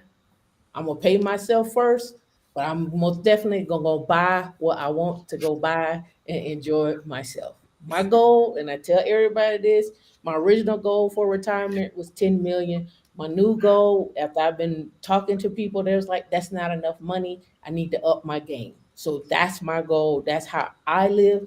I'm not gonna tell you not to put your money away, but I'm also gonna tell you to enjoy what you can, because people tend to leave this place really, really early. So enjoy your life, enjoy the fruits of your labor, but also make sure you put your money away. Like I said, total opposite of probably everybody else. No, I like I that, agree. and I mean I needed to hear that because I'm somewhere in between. I think everybody.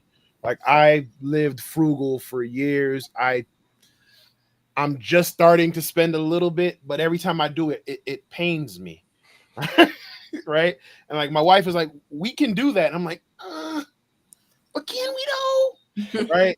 And now I'm somewhere where Tameika is, where it's like, okay, so I need to develop an asset that will be able to pay for that, whether it's creating content or stuff like that. And then I'm looking at things for investing and playing the catch-up thing. And one of the things that I have been looking at, and Beez, like I said, I'm gonna ask you, is real estate and crypto. And of course, you know, you have those who jump in and because that, you know, that FOMO, that fear of missing out, and they don't know what they're doing. But now you have people who want to do it, but now they're scared to jump in because, you know, crypto is on a downslide, and real estate, the inflation, the housing market is ridiculous. So is cryptocurrency and real estate still two good areas to invest money in? And if so, how can you do it when yesterday's price is literally not today's price? Right. I say this. I recommend everybody to try to own where they live at. Right. The price of apartments is not going down. Price of rent is not going down. So eventually, whatever you do, try to own where you live at. Right. And you can do that through FHA loans. And you can also try to find some deals on real estate as well. So that's something that you can do to get into real estate. And then when it comes to cryptocurrency, right, I'll add stocks too. Stocks are down just as much as crypto, right? So when it comes to investing, you don't only want to invest during the bull market when things are going up. You want to look for those assets that are discounted and then try to invest into those, whether you're dollar cost averaging, buying at the bottom, whatever you want to do. And you hold on to those assets when the bull run returns, right? So when it comes to the stock market, there's always ups and downs. Same thing with crypto. It's very cyclical, ups and downs, but some of the bear markets last longer in crypto for sure. With NFTs, not going to lie to you, probably wouldn't touch too many NFTs right now. So if you want to take that risk, you could take it, but I wouldn't touch too many NFTs at this moment. So you're saying buy Luna right now? No. Luna went to zero. Luna's dead. Yeah, Luna's dead. So yeah, you gotta be really careful, right? And especially with crypto, being in crypto since 2017, some coins will not make it out of a lot of coins won't make it out of the bear market. So whatever you do buy, you better be like really sure that they're gonna make it out of the bear market, or you're just gonna be losing money for the next few years until you decide to sell. And one other thing I'll say, and I think I saw you actually post this the other day too. Get yourself a cold wallet. Get your money off those platforms. And this is coming from someone who just left working for a crypto platform. So get your money off them platforms. Get yourself a cold wallet. And yeah, yeah. I grabbed the Arculus today. But yes, so definitely do that. All right, so we're going to wrap it up because we're about 15 minutes over. So with that, I'm going to give each of you a couple minutes. If there's one piece of advice that you would want someone to walk away with today, whether it's getting into tech or maintaining their stuff in tech or getting their finances right, what would that be? And then tell them how to find you. So we will start with JB, and so we'll go JB, McKenna, David, Deirra, Henri, Mary, Tameika, then Beez. All right. So JB, you are first. Cool. So I mean, I guess I would say money doesn't buy happiness directly, but it can make things a lot less stressful, allows you access to more things that you enjoy, and can improve not only your quality of life, but the quality of life for other people that you either care about or come into contact with. So happiness itself is an internal thing. So if you're already a happy person, then, that's gravy once you start to stack that money on top of that. But if you aren't, then maybe it will, the money will give you, a little bit more time or access to things that will make you be a little bit more perspective and maybe be able to work some of that stuff out. But as some other folks mentioned, I think really it comes down to if you can marry up what you're good at with what you enjoy, and you can make some really good money from that, then in life, that's a blessing, and you have to take advantage of whatever blessings come your way. So. All right. I forgot the order I just said. So whoever wants to go next. I gotcha. This advice I will preach until I die. Find you a community. I cannot tell you how much having a community has changed my life, not just for my career, but for personal growth too. So if you don't know where to begin, a community is a great spot. There are plenty of organizations out there. It's too many to name, to be honest. But there are great people attached to these organizations. There are great mentors attached to them. And there are great opportunities attached to them. So if you don't know where to start there. And also, like, y'all, be willing to do the work. Be willing to know your fundamentals. Like, there is no, I mean, like, sure, you could probably find a quick route, but you're going to burn out fast. And if this is important to you and you want to make that bag, have the skills that are worth that bag. Yeah, that's my piece of advice. If you want to find more about me, it's CyberKenna on Twitter or cyberkenna.com or on LinkedIn, McKenna Yeakey. Y'all can find me there. Yes, I'm sorry. JB, tell them how to find you. Yeah, I just was going to throw that in the chat because I completely forgot to do that. You can find me on Twitter, jbizzle703, kind of as my name there says. YouTube, Cyber Insight, and you can check out my blog at jbcsec.com/insights. Okay. All right. So who's next? Again, I think David next. Yeah. All right, David. Pastor. Y'all gonna leave me alone, man. It's my show. I do what the hell I want. Hey, look, damn right. That would never stop you from doing that. I'll say this. When we're born, we're all given a certain number of heartbeats, and none of us know how many that is. So take each heartbeat and decide what it is that you really want in life and go for it. And remember that it's the journey.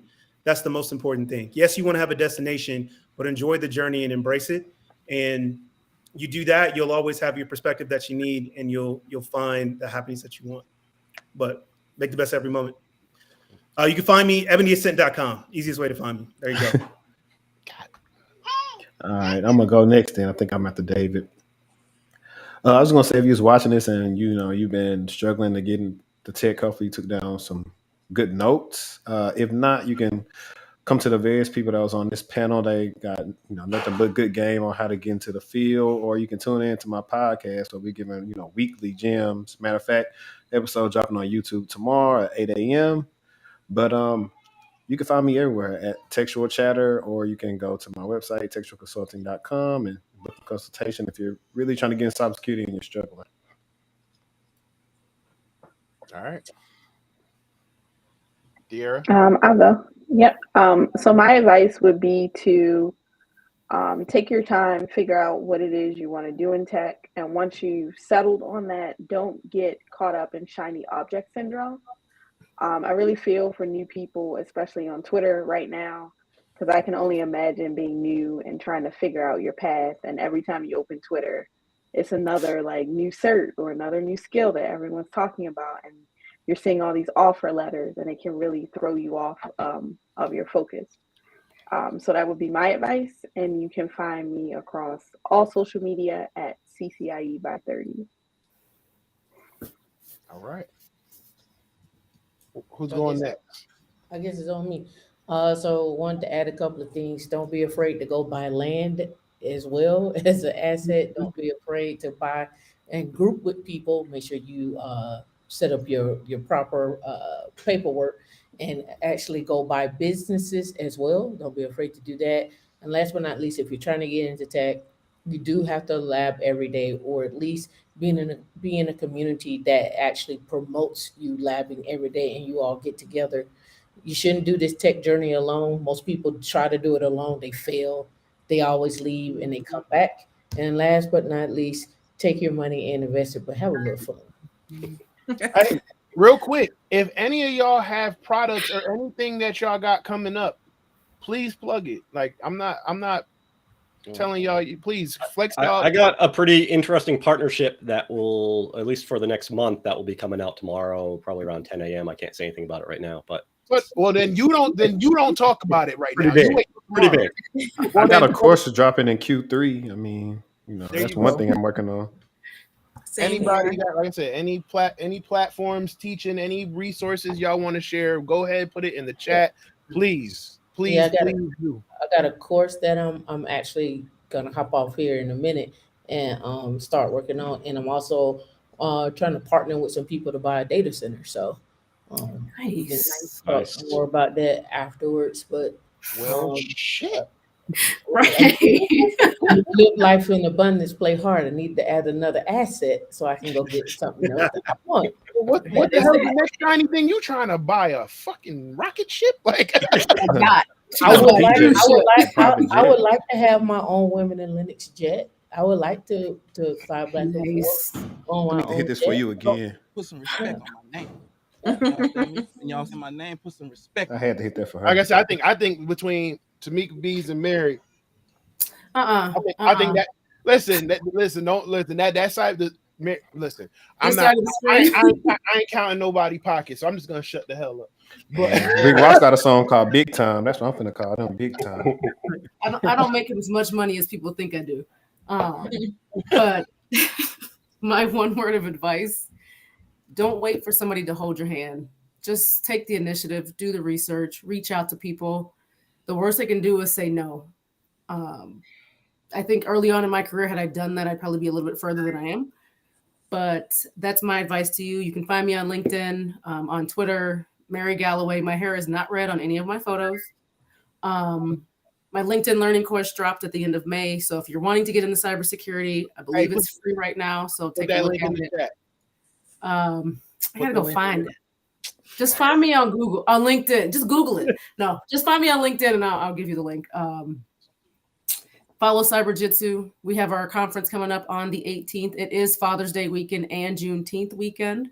But it's going to be a fun time. Food, drinks, snacks, learning, networking, all of that good jazz. Raices is going to be there. McKenna's going to be there. Whoever else is in the DC, Northern Virginia, Maryland area will be there. So come check us out. DMV. Yes. That's me in a nutshell. And if you're in Vegas, let me know for Black Hat. I live here, so I'll be there. we can all hang out. Hold on, we do OSINT here at InfoSec Unplugged. There you go. There. Since she won't do it, I do it. Damn it! All right, so who we got left? We have Beez. Yeah, I'm left. So I would say, don't be afraid to get into tech. Tech can change your life. It seems like it's changed everybody's life in here. So don't be afraid to get in and start learning and take action and be able to, learn whatever skills that you want to learn to get to that income level you want to get to. And then just use your money to live the life that you want to live, really. So whether you want to save your money, whether you want to invest, whether you want to spend some, just make sure you're responsible with your money. And you can find me pretty much on any platform at Beez SLS, Twitter, Instagram, TikTok. That's pretty much where you can find me at. I was gonna say where's your content, because I know you got content. Yeah. I'm about to do that. That's gonna be my summer, my summer studying when I'm on break. Yeah, and I got my financial starter kit book, Investing for Everyone course, teaches you about stocks, crypto, precious metals, alternative assets, NFTs, all of that. So I have a lot of different things. And then, of course, I have my SLS community, where we're an educational community focused on career, investing, and fitness. So check us out. Real quick, is mobile home still a good move? I know people who are making plenty of money in mobile homes every day. Big every in Florida. day. I know Big people in who own Florida. mobile home parks. Yep. I would say, because my dad has been asking me about it. He's the first person I knew that looked like me that was like, real estate's the move. And I was like, yeah, I don't know. And now him and my mom's is living their best life, and I'm just sitting there like. So let me give you this fact. So it's a shortage of 8 million homes in the United States. There's only 800,000 being made right now. You do the math. All right, well then I guess that answers my question. All right, so everybody dropped their links in the chat. Everybody gave their piece of advice. My piece of advice to everybody is, like, I think I'm just gonna repeat a bunch of stuff, is just don't be afraid to do the work. And like the money is there. The money is there. I mean, and the skills are and the skills are there. I mean, if you learn enough and you get yourself into a niche spot, correct me if I'm wrong. I saw a report the other day. People are paying Web3 developers somewhere up to like $750K. In some places 1 million, 2 million. And to David, Henri, and JB's point, that money comes with a certain level of responsibility. So make sure you know your stuff, because if not, you're gonna be stuck. And guess what? You're gonna burn yourself out. And I don't care how much money you're making, when that burnout hits you, and that burnout will hit you and hit you hard, the money ain't gonna be worth it sometimes. So make sure you know your stuff, so you're comfortable enough in your skin to stand on them platforms, or stand on them stages, or stand behind that keyboard, like Ty Wilson says, and prove that the keyboard don't lie. If not, you're gonna be one of these folks out here who's just fronting for social media and hoping that that will get you something else. So just do the work, and just be very careful. I don't know if we're going into a recession. I don't know. That's a conversation for another day. What is that? Right. That was going to be my point. I don't know if we're really going into a recession, but guess what? This job field ain't going to feel it, especially if you know what you're doing. So get the skills, because guess what? When they're going to lay people off, and that's going to require even more demand for the skills necessary to do these jobs. So don't be afraid to buckle down and lock yourself in wherever you're at and learn the skills. Yeah, you might not go out and party sometimes. Yeah, you might not be able to go hang out with your friends or whatever here and there, but guess what? 6 to 12 months from now, you're going to be like, oh, I'm glad I did that shit. While you sitting on a vacation somewhere and they mad, probably saying you ain't making no money in tech, you a drug dealer. With that,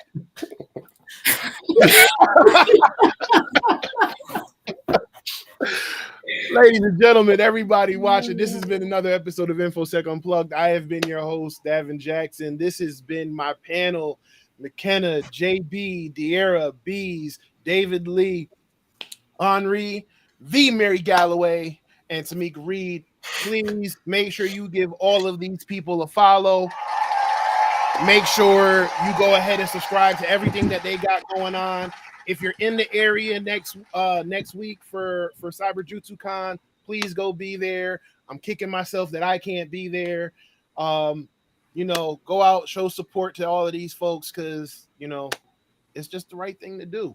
And with that, I will see y'all. I might do a Q&A next week, Wednesday, because Thursday I'll actually be traveling.